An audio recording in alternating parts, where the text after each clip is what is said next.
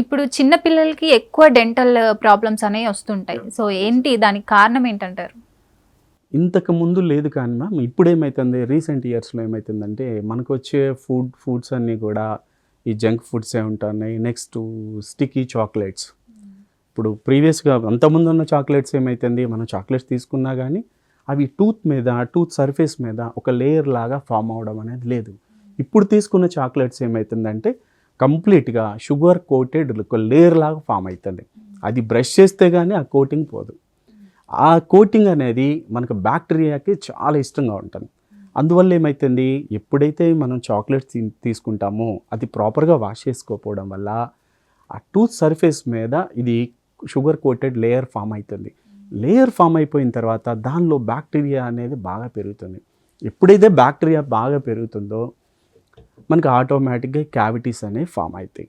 ఈ cavities form అవ్వడం వల్ల ఏమవుతుంది ఇందాక మనం అనుకున్నట్టుగా ఇవి బాగా లోపల నౌస్ ఏరియాకి వెళ్ళిపోయి టీత్ని అంతా కూడా డ్యామేజ్ చేస్తున్నాయి.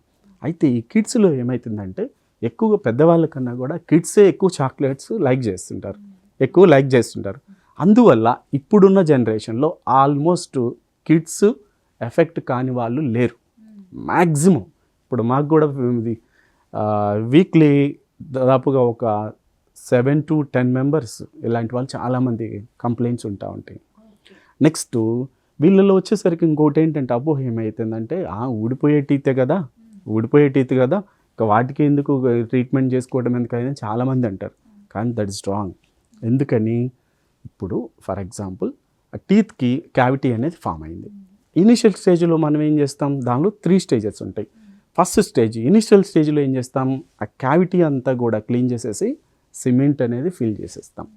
అంతవరకు కొంతమంది ఏం చేస్తారు పెయిన్ లేదు కదా అని అలానే వదిలేయడం వల్ల ఆ క్యావిటీ అనేది ఇంకా డీప్ వెళ్ళిపోయి నౌస్ ఏరియాని రీచ్ అయిపోయి బాగా పెయిన్ వస్తుంది. ఆ టైంలో మనం ఏం చేయాలి రూట్ కెనాల్ ట్రీట్మెంట్ లేదా పల్పెక్టమీ అంటారు. పెద్దవాళ్ళకైతే రూట్ కెనాల్ ట్రీట్మెంట్ అంటాం, పిల్లలకైతేనేమో పల్పెక్టమీ అంటాం. ఆ ట్రీట్మెంట్ చేసుకొని క్యాపింగ్కి వెళ్తాం. ఇంకా ఈ ఫైనల్ స్టేజ్ ఏమవుతుందంటే టీత్ రిమూవ్ చేసేసుకోవటమే. ఇక్కడ ఉన్న ప్రాబ్లం ఏంటంటే ఫర్ ఎగ్జాంపుల్ ఈ పిల్లలకి క్యావిటీ ఫామ్ అయిపోయింది, పెయిన్ వచ్చింది. మరి పెయిన్ వచ్చింది కదా, పెయిన్ వచ్చిన టూత్ని ఏం చేయాలి రిమూవ్ అన్నా చేయాలి, లేకపోతే ట్రీట్మెంట్ చేసి దాన్ని సేవ్ అన్నా చేసుకోవాలి.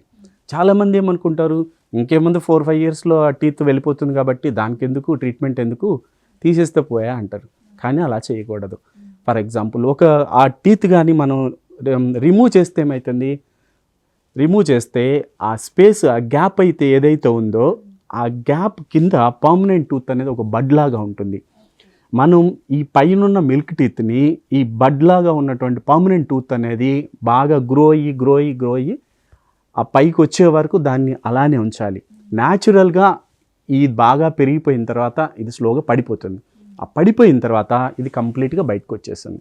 మనం ఏం చేస్తున్నాం ఇక్కడ ముందుగానే ఈ టూత్ని రిమూవ్ చేస్తున్నాం. రిమూవ్ చేయడం వల్ల ఏమవుతుంది ఇదేమో బేబీ లాగా ఉంది, ఇదేమవుతుంది ఆల్రెడీ వెళ్ళిపోవడం వల్ల ఏమవుతుంది ఇక్కడ అంటే ఆ స్కిన్ అంతా కూడా బాగా హార్డ్ అయిపోతుంది. ఆ ఏరియాలో మళ్ళీ బోన్ అంతా ఫామ్ అయిపోతుంది.